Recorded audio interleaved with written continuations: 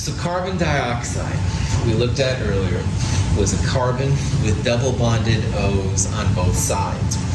And if you wanted to analyze carbon dioxide for formal charges, we'll use the idea once again, oops, my thing stopped, of group number minus the number of bonds minus the number of lone pairs. Both of these oxygens have a double bond and 2 lone pairs, so they're electronically different. The official definition for formal charges says 1/2 the number of bonding electrons. So each of those lines is 2 electrons, that would be 4. I find it easier to just subtract bonds, but there's nothing wrong with doing it that way if you want to.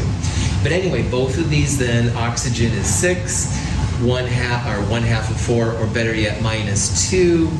And each lone pair electron, though, does count, so we'll subtract 4. Both of those oxygens have a formal charge of 0. And if you do the same thing for carbon, carbon is group 4. There are 1, 2, 3, 4 bonds, so 4 minus 4. Or if you want to do it the official way, which is fine, it's 1/2 of 8, doesn't matter. No lone pair electrons. Carbon has a formal charge of 0.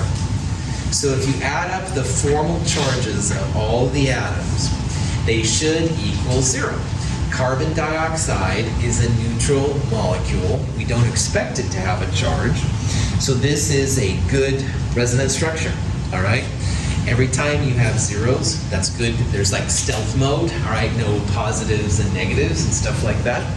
So this is a good version of the structure. But I know Alfonso up there was wanting to know why I didn't take like a triple bond or in a single bond, for example, or a triple bond on this side in a single bond, because you can do that with resonance if you want to. So we can compare this version of carbon dioxide to the last one. And again, this version has all the same number of electrons. It's just that instead of 2 doubles, we have a triple on one side and a single on the other. Now, the carbon's formal charge will not change because carbon before had 1, 2, 3, 4 bonds, and this carbon also has 4 bonds. So it's not the carbon here that's changing its formal numbers, but look what happens to the oxygens. The oxygen with a single bond now is 6 minus essentially 1, or 1/2 of 2, whatever you prefer, minus 6. This oxygen has a -1 charge. And the oxygen with the triple bond and a lone pair, 6 minus 3 minus 2, that carbon has a +1, all right? So this molecule, this version of the molecule now, has a -1, 0, and +1. It still goes to 0. So that means that this is a legitimate resonance form for carbon dioxide, but it's not as good as the previous slide, because all zeros is that almost magical stealth mode, harder for the molecules to react. This version of carbon dioxide in biology is what reacts with water to make carbonic acid, and carbonic acid makes HCO3 and all that other jazz. You need the distribution of electrons to go more to one side, so you have a slight negative side and a slight positive side. So this is a useful version of CO2, it's just that it's not going to be as stable. The version in our atmosphere, which is causing greenhouse gases, is not this version, all right? It's the double bonded O, 2 double bonded O version, because that one's stable, it's just going to absorb sunlight, keep the energy from going back into space, etc., etc. This one, though, is useful sometimes when you make H2CO3 jazz. So hopefully this gave you examples of how to find a formal charge and also how to analyze these crazy things. And again, the more zeros you have, the more stable, all right? This one would just be more reactive. It'll do more things with it. Any questions on that? Some people like this version. This in the middle shows all versions of the different elements from the first area, which can have formal charges of 0. So for example, here's carbon with the 2 double bonds like we saw for CO2, but here's like a triple bond and a single bond for that HCN, stuff like that. Notice down here for oxygen, a double bond O or 2 single bonds will give it a formal charge of 0. But for oxygen, if you have a negative, a 1 bond and 3 lone pairs, that gives it a -1 formal charge. It's not going to have a 0. On the other hand, if you have like a double and a single and 1 lone pair, or 3 singles and 1 lone pair, that's going to give it a positive formal charge.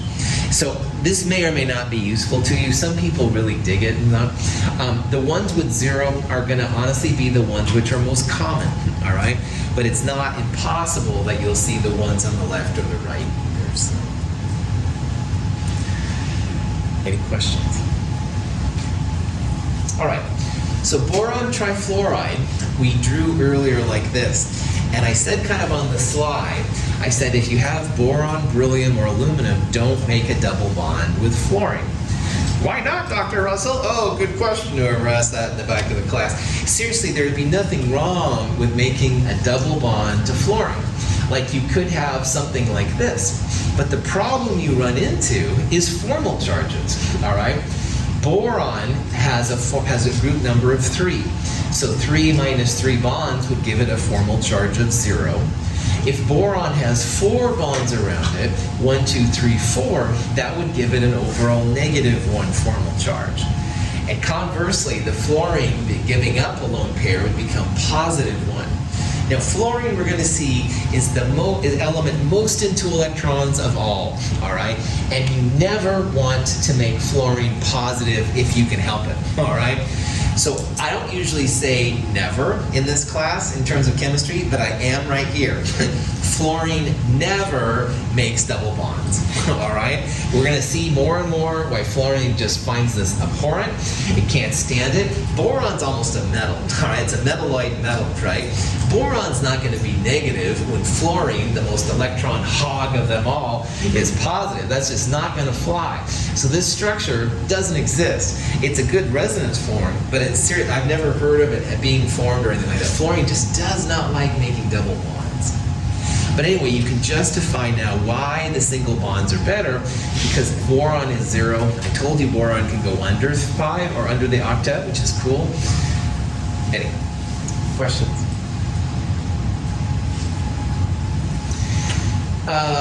Cool. It says determine the formal charges for the formate ion. All right. After a while, when you do this a lot, oxygen with 2 bonds and 2 lone pairs is going to have a formal charge of 0. All right. We saw that with the carbon dioxide when there were 2 double bonds. Carbon with 1, 2, 3, 4 bonds and no lone pairs is going to be 0. But this one right here is like the oxygen we saw in that carbon dioxide, the weird version. It has 1, 2, 3, 4, 5, 6 lone pairs and a single bond. So to figure out the formal charge, you would go 6 for oxygen, -1, -6. That oxygen is going to be -1. So for the formate ion, which is HCO2 -1, something has to have a -1 charge, because all the charges together must equal the charge on the ion. This is where that -1 charge is. And that oxygen is a lot more reactive than this oxygen is right here. That -1, kind of like a beacon, it's pulling towards things which are positive. Question?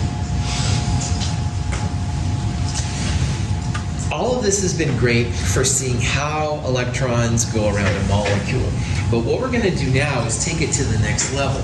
We're going to see that those electrons, being where they are, they have preferred geometries, all right? And this next section is we're going to figure out then why this molecule looks like this, why BF3 is flat, but NH3 is pyramidal, all right? And this next section, it's all about electrons starting to be as far apart from each other as they can. That's really what it comes down to. So we can extend Lewis structures into what the geometry of the molecule looks like. And there's something called VSEPR. And VSEPR stands for valence shell electron pair repulsion theory. And all this is about is that electrons want to be as far apart from each other as they can, all right? Now, in the normal non-COVID world, I would bring students down here. And it's really fun because all the students will take these positions pretty well as is, but I'm not going to do that with you guys, so just let me know. This up here is an example of where a central atom would be right here, and there would be an atom on the left and an atom on the right, okay? So this is a sigma bond between the atoms, you can think about that, and it's just a big thing of electrons, and they want to be as far apart from each other as they can. So when they have two atoms outside of a central atom, it's always going to be like this. It's going to be a nice line. And you know, if you have like this kind of angle, well, then these electrons are now closer to here. They want to be as far apart as they can from each other. So 180 degrees would be a straight line, if you will. That's what this is going to take. So with two lone pairs... According to VSEPR theory, the valence pairs surrounding an atom move to positions that minimize their repulsions.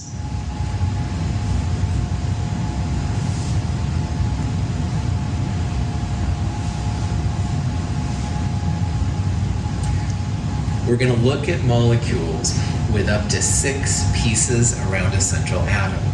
So this is like the end of it. We're going to see. We're going to go through them here one by one. One thing I do want to make a little bit of an advertisement though.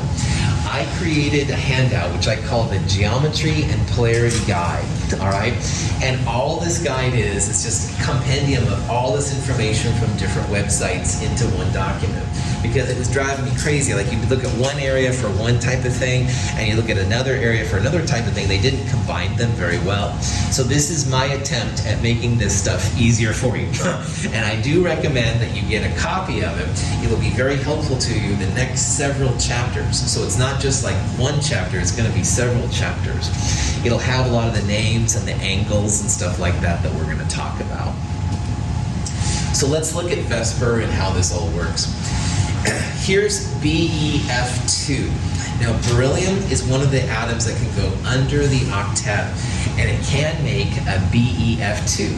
So in this little picture right here, the beryllium would be right in the middle, and on the outside, you'd have each of the fluorines. So this is a great example of when you have a linear arrangement. It's literally the FBEF angle is literally 180 degrees. And by the way, in case you haven't done geometry for a while, and I do not hold that against you, a circle is 360 degrees. So cutting it in half would be like 180. 90 degrees would be this, all right? So you kind of, and this would be then 180, et cetera, et cetera. Is that cool? All right. Now, two of them, they'll be as far apart of each other as they can if they're 180. And again, that just keeps those electrons as far apart. It minimizes electron repulsion with other electrons. But a lot of the molecules we've seen have 3 atoms around them. So if you have 3 angles, 3 atoms around it, they get into the best geometry possible, where the angles are all 120. Now again, if I would have brought people down here, and I'm sorry I can't do that, it's really cool. When I brought a third person down, the 2 people that were on my side, they go back a little bit, and the other person's right in front. So it's a natural thing that we do as well, right? You know, got to have your space, your psychology space and stuff like that, you know. This is the same kind of thing. Atoms do the same thing. They want to keep their electrons as far apart from each other. So you get the best electron-electron repulsion, if you will, if all of them are at 120. And we call this the trigonal planar geometry. So while with 2 up here, we called it linear, this one is called the trigonal planar geometry. This is the boron trifluoride we showed just a second ago that doesn't have the double bonds with fluorine. 120 divided by 3 is, or 360, excuse me, divided by 3 is 120. That's where that comes from, by the way. Okay, the next one, though, is a little weird. Like, you might think that if you had 4 atoms around a central one, they would all be at 90-degree angles. So if we think about things as flat, then things would be at 90-degree angles. But the thing that's really weird about 4 atoms around a central atom, i.e. CH4 right here, is that you get a little bit more bang for your buck. You get a little bit better separation of electrons. If you remember that we're not dealing in a 2-dimensional world, we're dealing with a 3-dimensional world. So having one atom a little above the other 3 creates a tetrahedron. And a tetrahedron gives angles that are 109, 109.5, all these kind of things are all the same. It's a little bit better than just 90 degrees. So when you get to a central atom with 4 pieces around it, the tetrahedron is the preferred way. And the reason it's preferred is the angle is a little bit farther apart than if it was flat. So it's not just left, right, up, down. We now have like 1 above and 3 below. And this caused a lot of chaos in chemistry over the last few years they've had to decipher through. We'll talk about the chaos more later. Any questions on that? Okay.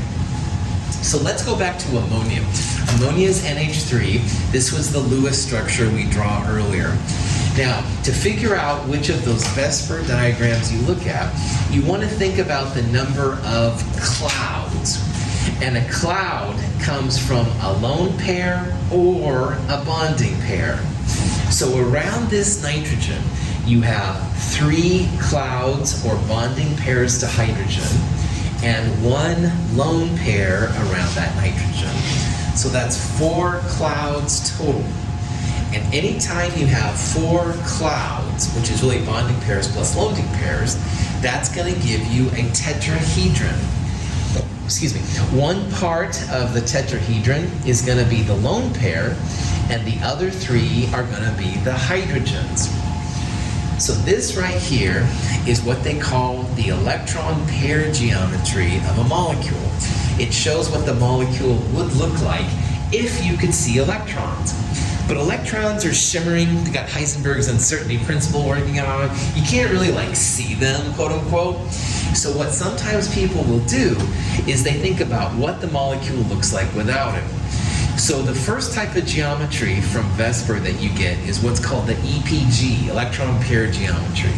And we would say that ammonia has an electron pair geometry which is tetrahedral.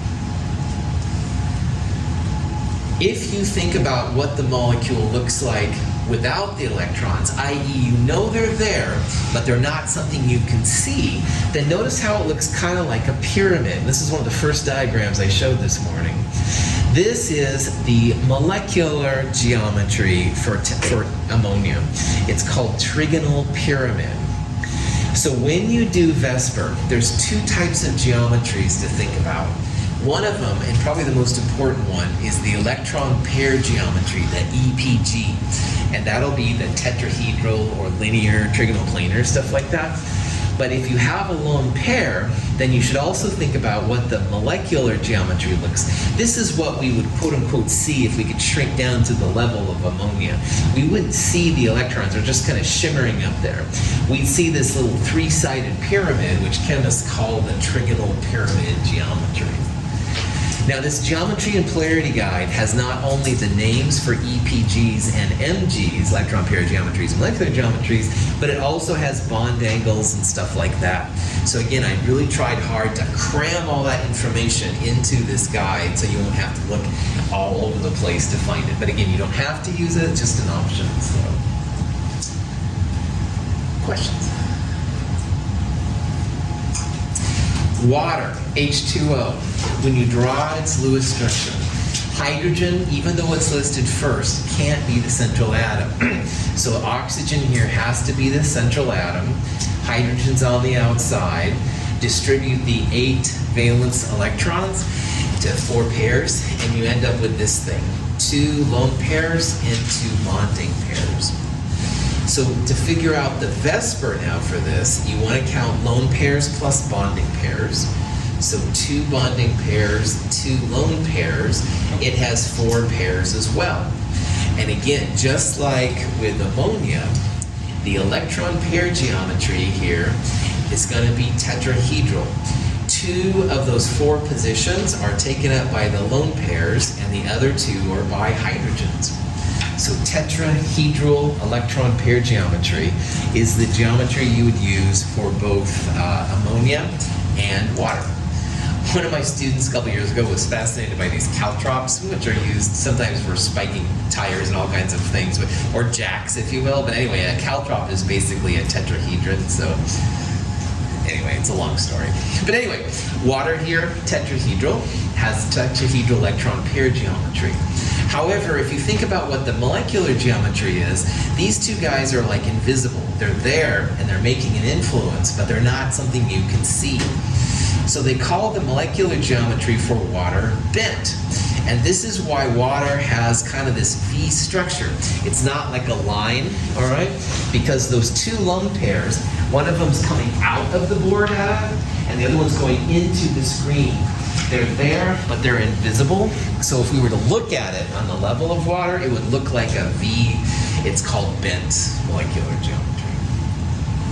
So notice how ammonia and water both were tetrahedral EPG, electron pair geometry, but their molecular geometries were different. Ammonia was a trigonal pyramid.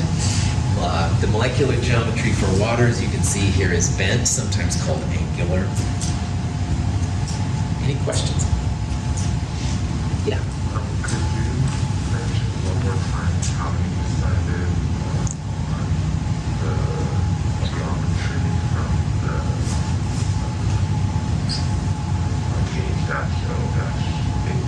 Mm-hmm. Yeah, sure. So, water, H2O. Figure out the central atom. And then it's never going to be hydrogen because hydrogen only has one bond. So this is an example where hydrogen was listed first, but you still don't want to use it for the central atom. You want to use this. So oxygen in the middle, hydrogen ready on the outside. Oxygen is 6 for valence electrons. Hydrogen is 1, and there's 2 of them. So that's 8 valence electrons, or 4 pairs. 1 pair to connect the outer to the inner. We've got 2 pairs left. Oxygen to give it an octet would look like this. So this is the Lewis structure, and it doesn't show the V or anything like that, which is totally fine. But now with these rules, Ben, 1, 2, 3, 4 clouds, or 2 lone pairs plus 2 bonding pairs is 4. And when you have 4, that's where the tetrahedron part comes in. They can be farthest apart from each other, all right, that way. So we call the tetrahedral electron pair geometry because of the 4 clouds. And because 2 of them are lone pairs, that's where this bent thing comes in. So if you have 2 lone pairs on a tetrahedron, it's always called bent. If you have just 1 lone pair, like NH3, that's when you have the Trigonal Pyramid thing. Is that cool? Yeah, great question. Other question?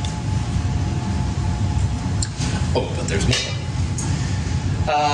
Here's the Lewis structure for sulfur dichloride. All right, so it's a sulfur in the middle. It's listed first. Chloride's on the outside. Notice the sulfur here, 2 lone pairs and 2 bonding pairs. Look at water. Water's oxygen had 2 lone pairs and 2 bonding pairs.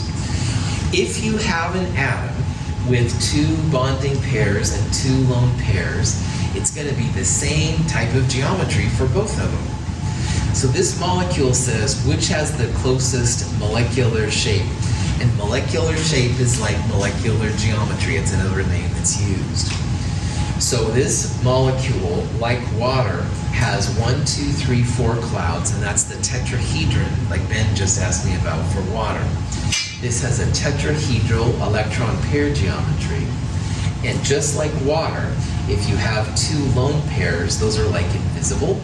So this crazy thing will have a bent 109 angle, just like water. Different molecules, definitely, but their geometry around that central atom is the same. So you can predict what these kind of angles will be and stuff like that. Notice that there's bent sometimes around a different kind of an angle, and we'll talk about that later. But in this molecule, they're both tetrahedral. They both have 2 lone pairs. So the molecular and electron pair geometry, the same. There's a lot of examples of this in the real world, and we'll see more and more as we go through. Any questions? Methanol. Don't drink this or you'll go blind. Just say no. In other words, no. Seriously, in the times of Prohibition, when alcohol was illegal and people made it kind of in their own home stills, there was a lot of methanol that creeped into the drinking ethanol. And ethanol is arguably okay to drink. Methanol does make you go blind, so be careful with methanol. But anyway, I digress once again. You can draw the Lewis structure for things like methanol. Now, hydrogens go on the outside, and when you draw this one out, you're actually going to have arguably 2 central atoms. Oxygen, as we saw, likes to have 2 single bonds and 2 lone pairs. In its octet, they give it formal charges of 0. And carbon likes to have 4 single bonds to give it that. So if you draw methanol out, don't try not to have it like an oxygen off the carbon. You can have more than 1 central atom, and this is the first example we've seen of that. So in this case, this is the Lewis structure for methanol. And the question is, describe what the bond angles are, angle 1 and angle 2. So angle 1 is an HCH right there. Angle 2 is a COH angle. And at first this might seem kind of intimidating, but remember that everything that's tetrahedral is going to be 109 degrees, or 109.5 if you want to get fancy. Everything that's trigonal planar is 120, and everything that's linear is 180. So is this carbon right here with 1, 2, 3, 4 single bonds, is this carbon in a tetrahedral electron pair geometry? Yes, I see cautious yes, but I do see them. Yes, and that's good. I'm definitely yesing for you. Because anything that's tetrahedral, 109.5 or 109, I don't care, all right? This oxygen, 1, 2 lone pairs, 1, 2 bonding pairs, 4 pairs total. What's its electron pair geometry name called?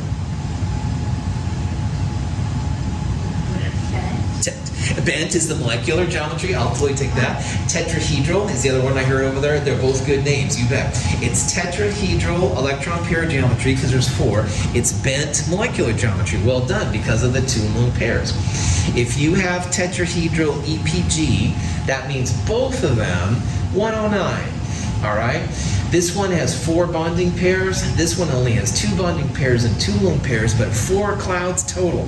And anything with 4 clouds, 109. 109.5 is the geometry version that gets extracted. You can use that. 109 is fine, stuff like that. This is what the molecule for methanol actually looks like. Here you can see the carbon with the 3 little pyramid and the 4th one sticking out. Now this is the bent, like Juliana said. This oxygen has 2 lone pairs on it, but they're not shown, all right? Electrons are like shimmering. You don't see anything usually. So if you're asked a question about bond angles, all right, start with the electron pair geometry. And the electron pair geometry, anything that's tetrahedral, 109. Anything that's linear, 180, et cetera, et cetera. Acetonitrile, another little nasty compound and stuff, but I digress. What are angles 1 and 2? So angle 1, HCH. To answer this one, what electron pair geometry is this carbon in?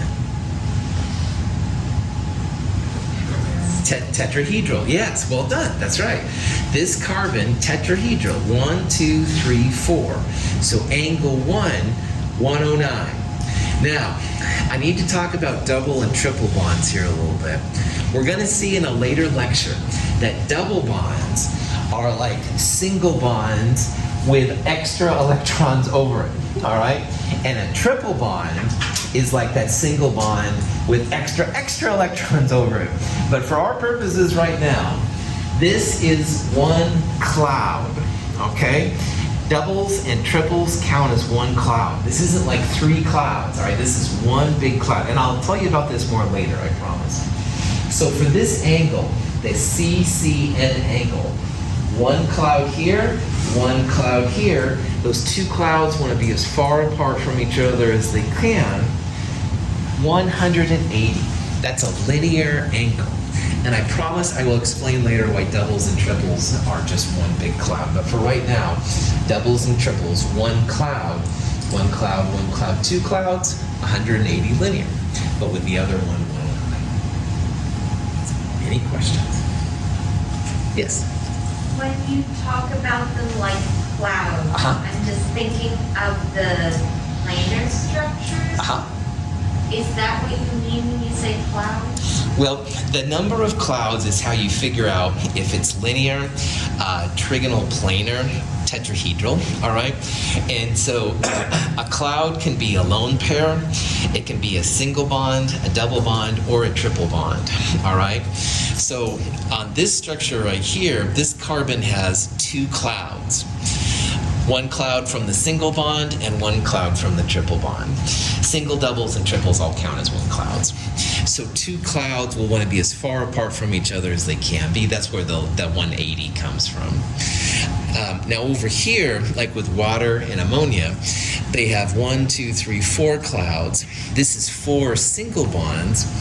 On water over here, it was 2 single bonds and 2 lone pairs, but there's a total of 4 clouds. I use clouds because it's not just lone pairs plus bonding pairs.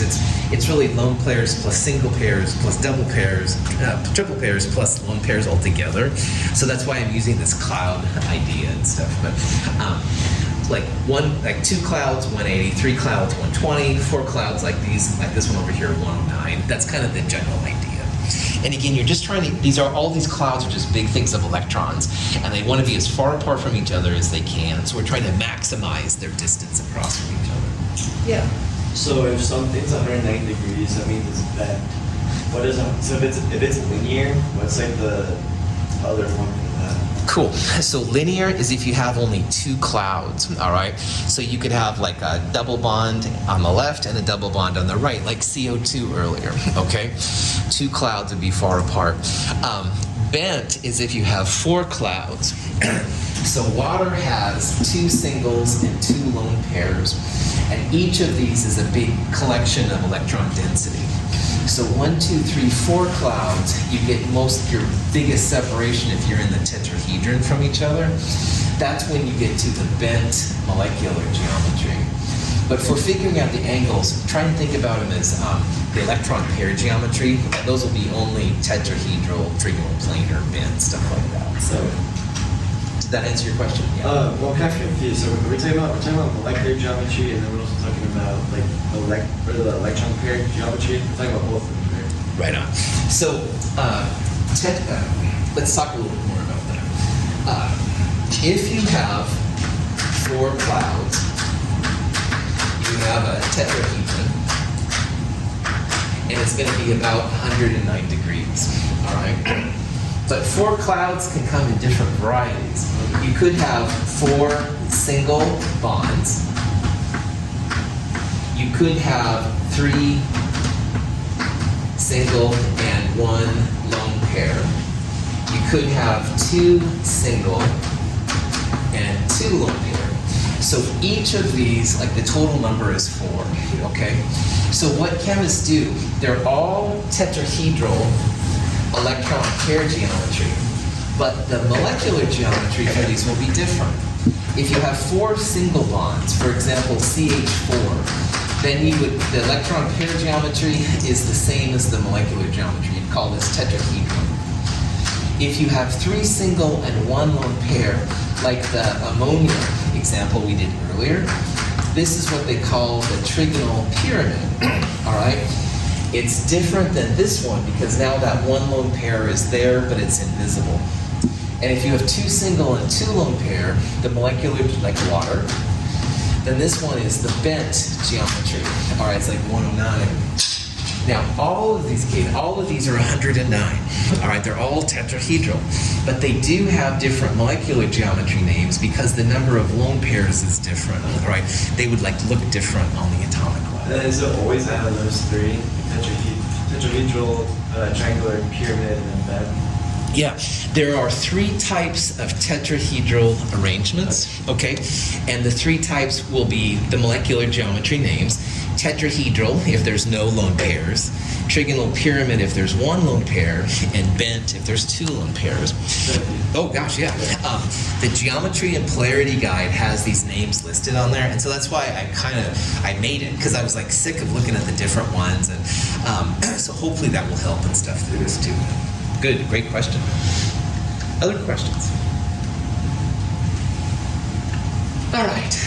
You can also have things that go past the octet or under the octet. And remember, the ones that go under, boron, beryllium, aluminum, the ones that go past are 3rd period and higher. Now, the ones that go under are pretty chill. We looked at boron trifluoride already.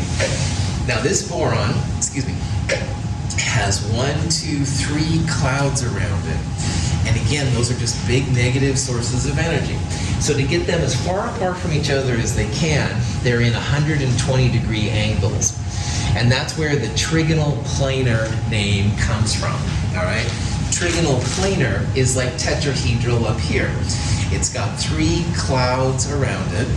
Trigonal planar, though, has only 3 clouds instead of 4 clouds.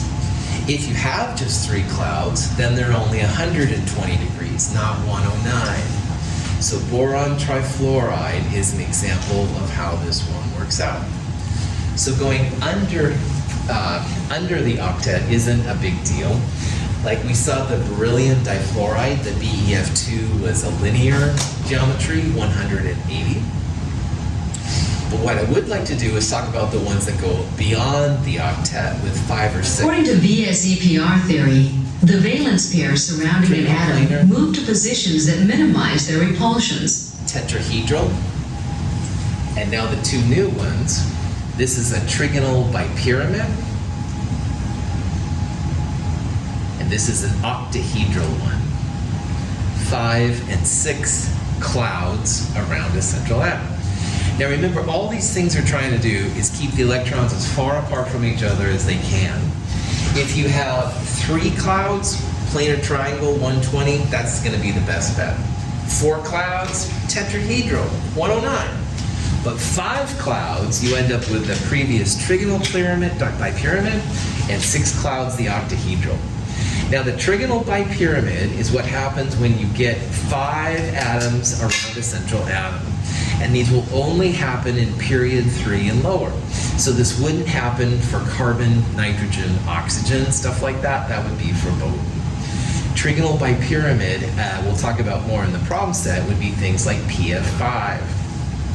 5 electron pairs. Notice how in this one there's like a straight up and down linear, and then there's like a flat trigonal planar in the middle. And we'll talk about this more in the problem set next week.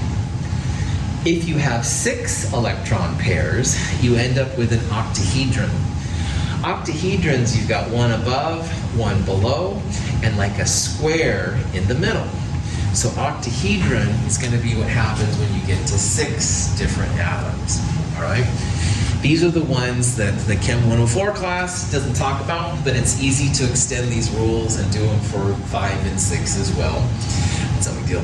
If you've played Jax, Jax is basically a type of an octahedral or trigonal bipyramid, depending on the set apparently.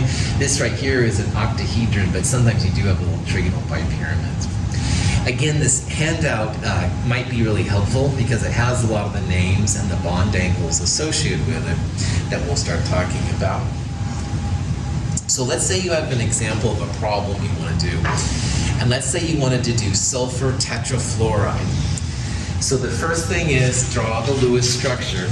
If you do it fast, you might not include that lone pair. You'd have like a tetrahedral SF4. But when you count the electrons out, which is so important, there will be an extra lone pair right there.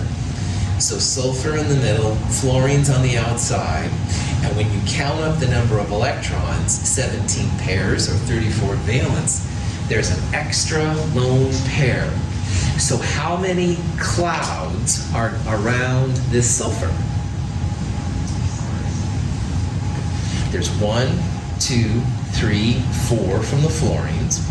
And lone pairs also count as 1, so there'd be 5 clouds total. Don't split these lone pairs into 2 separate ones. A lone pair is like 1 cloud, and the atoms that go to it are 1 cloud. So clouds can be lone pairs, single bonds, double bonds, and triple bonds. So this sulfur has 4 single bonds and 1 lone pair for 5 clouds total. And 5 clouds total means that you get to the Trigonal Bipyramid. Now, Trigonal Bipyramid, like octahedral, there's 1 above and 1 below. In the Trigonal Bipyramid, you have like a trigonal planar in the middle at 120. So when this one is made, this is what this structure looks like. The sulfur's lone pair is in the middle of this triangle right here, and there's an atom above and an atom below. So anytime you have 5 clouds around a central atom, it's electron pair geometry, Trigonal Bipyramid.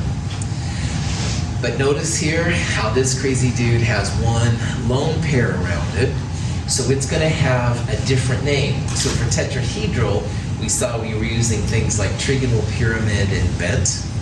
If you look up in the geometry and polarity guide, the molecular geometry for a Trigonal Bipyramid with 1 lone pair is called seesaw.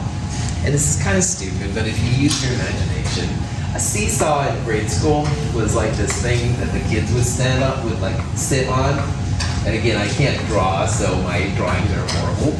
But in ideal, if the people are kind of equal mass, and you can go back and forth and back and forth. Well, someone thought, aha, if you could like raise the people, there's like an invisible lone pair right there.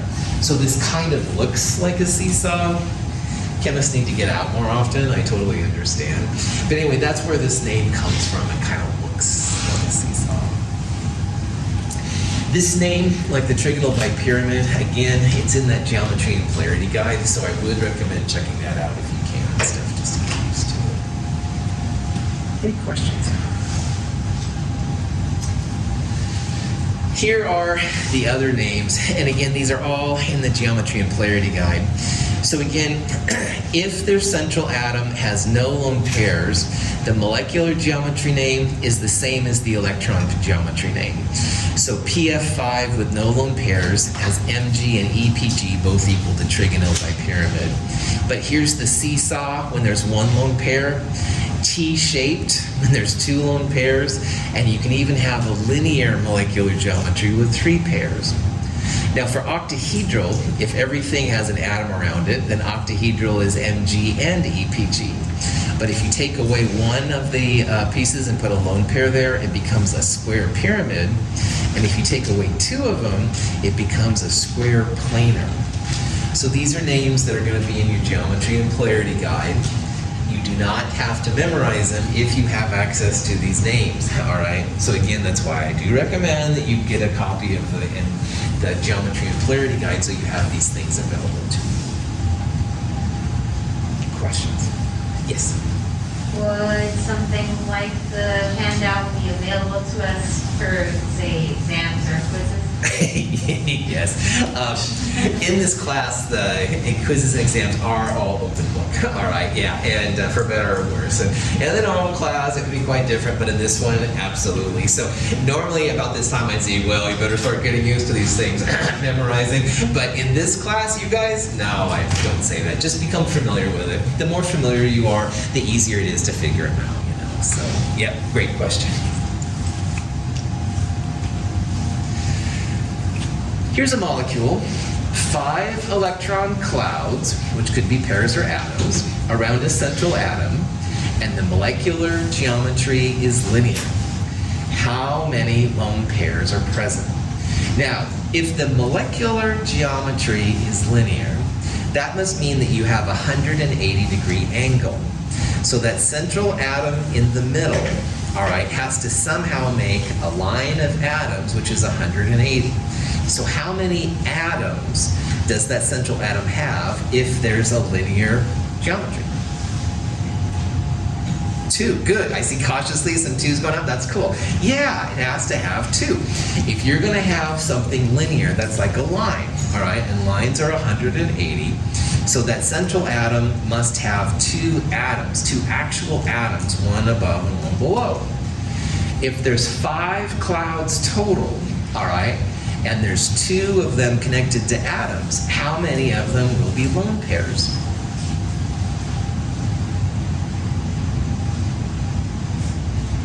5 total. 2 of them are at 3. There we go. Somebody had. You can say anything. You can say infinity, and I won't be mad. But yeah, it's 3. All right, good. Yeah, if 5 of them are total, and there's 2 of them connected to atoms, then 5 minus 2. Remember, they can only be connected to atoms or electron pair, lone pairs. That's all there is to it. Then 5 minus 2 would have 3 lone pairs total. Okay. All right. Real fast, I'm going to try and get this out. If you have a Lewis structure, there's something called bond order. And bond order is literally how many bonds are between a pair of atoms. Bond order is always relative to 2 atoms in the molecule. So this thing is called Acrylic Nitrile. It has triples, doubles, and singles. This carbon-carbon bond right here, this is a single bond. So we would say it has a bond order of 1. On the other hand, right to the left of it is a double bond. That would have a bond order of 2. And the triple bond down there, the CN molecule right here, that would be a bond order 3. Now, this just shows how easy it is to find bond order. This would be a bond order 1, like the carbon-hydrogen. Carbon-hydrogen bond order 1, carbon-hydrogen bond order 1.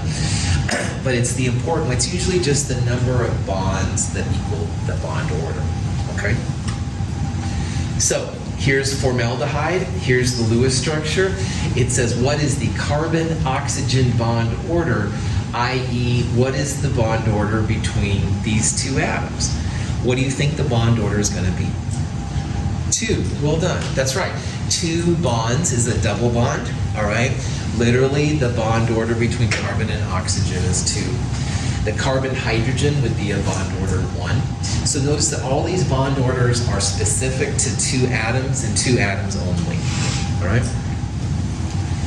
All right. If you have a fractional bond order, like here's nitrite we looked at earlier, or excuse me, this is nitrite. We looked at nitrogen dioxide. Nitrite is just the neutral version. If you have 2 on one side and 1 on the other side, but they resonate, then you can do a 3 pairs over 2 bonds. So notice that these are the 2 bonds that resonate, and there are 1, 2, 3 bonds that can go 2 places. So it ends up being a 1.5 bond order. This is only for resonance, and it doesn't happen that often. Most of the times it's as simple as that, but just keep that in the back of your mind. But anyway, why bond order is so important is that bond order can help us make some relative decisions on bond length and bond energy. And this is what I want to leave you with here before we go. As bond order goes up, the bond energy goes up. So at the beginning, when I was shaking Ben's hand virtually, a single bond was easier to break up than a double bond. So bond order goes up, 1 to 2. The bond energy required to break it up also increases. On the other hand, the bond length goes down as the bond order goes up. This is another interesting thing. So as that bond gets stronger, the atoms actually come together. So I'm going to do some of this quarter. Kind of makes you seasick a little bit. I apologize, so look away if you're sensitive. Bond order goes up. Bond energy goes up. But as bond order goes up, bond length goes down. Bond length is the opposite of bond order and bond energy. They both go up and down appropriately, but bond length is the opposite. In this molecule, we have a single bond order and a double bond order. This is an energy, kilojoules. It takes a lot more energy to break up a double bond than a single bond. On the other, well, this isn't a good example because the atoms are different. Never mind, I didn't like that.